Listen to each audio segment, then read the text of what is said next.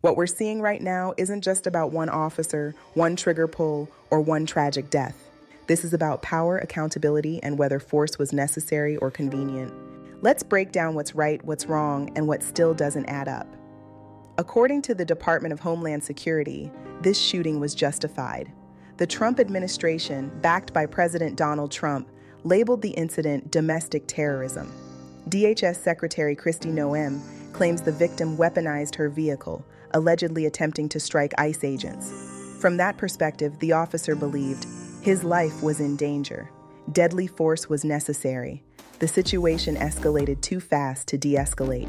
That's the federal narrative. Now here's where things fracture.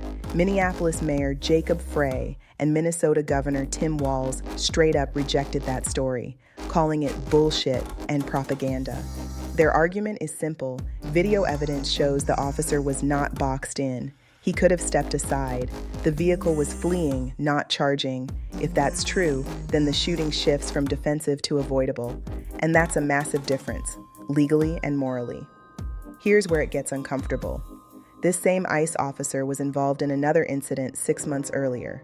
So the real question becomes, did prior trauma, stress, or scrutiny make him more likely to pull the trigger?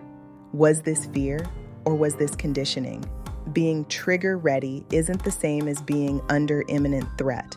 And if past incidents weren't properly reviewed or addressed, that's not just on the officer, that's on the system. Now let's talk transparency. The Federal Bureau of Investigation took exclusive control of the case.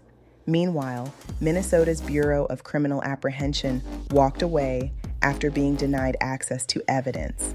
That alone raises red flags. When locals can't see the evidence, trust collapses. Governor Walz declared January 9th a day of unity, calling for a statewide moment of silence at 10 a.m., but protests aren't slowing down. Demonstrations have spread from Minneapolis to Portland, Boston, and Kansas City.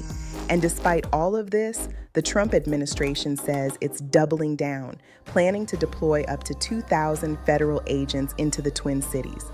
This isn't about being pro-police or anti-police. It's about pro-accountability. If deadly force was truly the only option, prove it with evidence, not labels. If it wasn't, then someone has to answer for that. Because when narratives conflict and transparency disappears, the public fills in the blanks. And history tells us how that ends.